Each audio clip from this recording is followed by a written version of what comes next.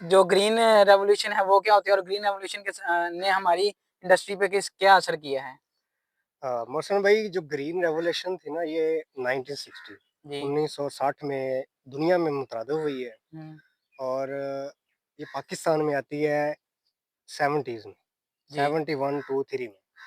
1960 में दुनिया ने कोशिश की कि क्यों ना हम एक कन्वेंशनल फार्मिंग का आगाज़ करें, जिसमें हम फर्टिलाइज़र, पेस्टिसाइड और दीगर केमिकल दवाइयों के ज़रिए अपनी प्रोडक्शन को बेहतर से बेहतर और ज़्यादा से ज़्यादा बनाने की कोशिश करते हैं। मतलब कि पहले रवायती तरीके से अगर 1 एकड़ में 40 मन गंदम आ रही थी, तो हाइब्रिड बीज और केमिकल फर्टिलाइज़र के साथ, केमिकल पेस्टिसाइड के साथ तो उसकी तादाद को 60 प्लस लेके जाना। मतलब कि ज़मीन भी वही है, सिर्फ़ वहाँ पे हाइब्रिड सीड्स लगाए जा रहे हैं। टेक्नोलॉजी को बेहतर किया जाता है, वाटर एरीगेशन टेक्नोलॉजी को बेहतर किया जा रहा है। उसके बाद जो पेस्टिसाइड है, pest control system, weed control system, वो सब का सब टेक्नोलॉजी के बेस पे है। दुनिया ने जब देखा चंद सालों के अंदर, क्योंकि उनकी जो लैब थी, लेबॉरेटरी थी, वेल एस्टेब्लिश थी। हुँ। वो किसी भी चीज़ को चंद साल में परख लेते हैं कि इसका हमें इकोनॉमी के लिहाज से कितना फ़ायदा है और सेहत के लिहाज से कितना फ़ायदा है। क्योंकि जितनी भी पेस्टिसाइड है, केमिकल पेस्टिसाइड, इनऑर्गेनिक, वो अगर जानवरों को नुकसान पहुँचाती है, कीड़े-मकोड़ों को नुकसान पहुँचाती है, तो उतना ही वो इंसानों को भी नुकसान पहुँचाती है। ठीक है? हमारे यहाँ 70s में ग्रीन रेवोल्यूशन लेके आई गवर्नमेंट, और गवर्नमेंट ने यहाँ पे इस्लाहात की, सब्सिडी दी, मशीनरी पे, हाइब्रिड सीड पे। उसके बाद जितना भी ये फर्टिलाइज़र सेटअप था, पहले लोग नाइट्रोजन को इस्तेमाल नहीं करते थे। और जितना भी उनका ग्रीन मैन्योर, जिसे हम कलर कहते हैं अपनी ज़ुबान में, जानवरों का फुसला कहते हैं, इसको इस्तेमाल करते थे। और टोटल नेचुरल बायोसिस्टम था, नेचुरल बायोडाइवर्सिटी कह रहे हैं आप उन्हें। उसके मुताबिक हर एक परिंदा, हर एक कीड़ा मकोड़ा अपने मुताबिक एक सेटअप को लेके चल रहा था, और जो भी बीमारी आती थी वो उसे खुद नेचुरल पेस्ट कंट्रोल सेटअप के जरिए हल कर लेते थे। तो उसका हमारी जो ज़राअत थी उस पे अल्टीमेट फ़ायदा तो हुआ, लेकिन वो इकोनॉमिकली था। जैसे-जैसे लोगों ने केमिकल फर्टिलाइज़र को, केमिकल पेस्टिसाइड को इस्तेमाल करना शुरू किया, वैसे-वैसे उनकी ज़मीनों में से कार्बन सोर्स, आपका एक अहम सवाल होगा, कार्बन सोर्स क्या है? तो इस पे हम बात करेंगे। कार्बन सोर्स की मिकदार कम होती गई है और ज़मीन को स्टेरॉइड्स की ज़रूरत पड़ती गई है। जी। यानी कि केमिकल फर्टिलाइज़र, पेस्टिसाइड एक एक स्टेरॉइड है।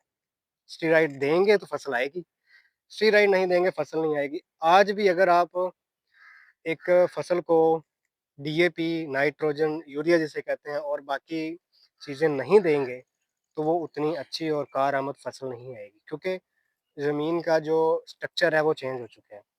तो जब हम कन्वेंशनल फार्मिंग से सेमी ऑर्गेनिक की तरफ जाते हैं, तो फिर हम दोबारा नेचुरल सिस्टम की तरफ जाते हैं। कार्बन सोर्स ये होता है कि हम जो हमारा ज़मीन के अंदर पड़े हुए ऑर्गेनिक मेटल्स हैं ना, वो कितनी जी। मिकदार में है और उसे पौधा कितना यूटिलाइज़ कर रहा है। उसमें हम बायो फर्टिलाइज़र का यूज़ करना शुरू करते हैं। उसमें हमारे बैक्टीरिया कल्चर्स आ जाते हैं, जैसे ओडब्ल्यूडीसी है। उसके बाद हमारा बीएम, बेनिफिशियल माइक्रो ऑर्गेनिज्म है, इफेक्टिव माइक्रो ऑर्गेनिज्म है। इसके बाद एजोबैक्टर है, राइबोसोम्स हैं, तकरीबन nitrogen fixing, sulphur fixing bacteria cultures हैं, फॉस्फेट है। यानी कि जो चीज़ हम उन्हें इनऑर्गेनिक दे रहे हैं, वो हम ऑर्गेनिक वे से होमोग्लोबिन, इस जितने भी हमारे जो हार्मोन्स हैं, वो हम नेचुरल तरीके से देने की कोशिश करते हैं। तो पहले हम अपनी कन्वेंशनल यानी केमिकल फार्मिंग से डायरेक्ट ऑर्गेनिक की तरफ नहीं जाते। पहले हम सेमी ऑर्गेनिक पे स्टे करते हैं, अपनी प्रोडक्शन का हिसाब लगाते हैं, लैब टेस्ट करते हैं और गवर्नमेंट से सर्टिफिकेट लेते हैं, हम सेमी ऑर्गेनिक में पहुँच चुके हैं, हम उसके प्रोटोकॉल्स को पूरा कर रहे हैं। उसके बाद हम फिर जाते हैं ऑर्गेनिक में। ऑर्गेनिक में हम किसी भी किस्म की केमिकल को इस्तेमाल नहीं करते। सेमी ऑर्गेनिक में कर लेते हैं।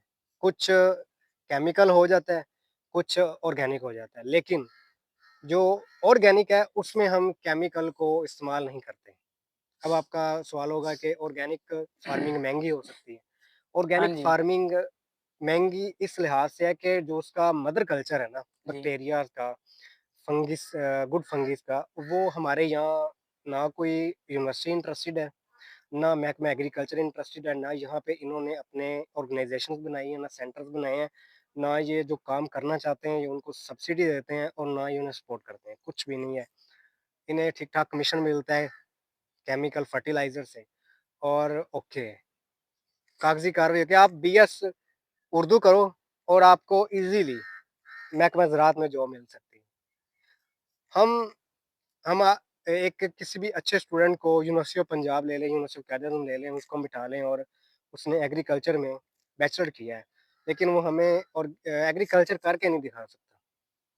इसमें जनरेशन गैप का भी बहुत है, लेकिन प्रैक्टिस नहीं है, प्रैक्टिस भी नहीं है, प्रैक्टिकल भी नहीं है, थ्योरी है।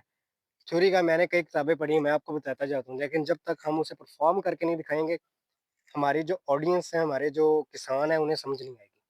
उन्हें आसान अल्फाज में बताने की कोशिश करेंगे और हम इंशाल्लाह दोबारा जब मुलाकात करेंगे, तो फिर हम खुश्क फलों और खुश्क सब्जियों, इनके पाउडर, इनकी पेस्ट पे एक डिटेल लेक्चर बनाएँगे, कैसे हम उन्हें तैयार कर सकते हैं ऑर्गेनिक, कैसे हम उन्हें एक्सपोर्ट करेंगे और इंशाल्लाह फिर हम लेक्चर सीरीज़ बना रहे हैं अपनी, कन्वेंशनल फार्मिंग, इसके प्रोटोकॉल्स, ग्रीन रेवोल्यूशन, उसके बाद जैसे-जैसे इसको अपडेट होते गए, दुनिया ने अपडेट हुई, जापानीज़ टेक्नोलॉजी ऑर्गेनिक चाइना वालों की टेक्नोलॉजी है, उस सब पे बात करेंगे हम इंशा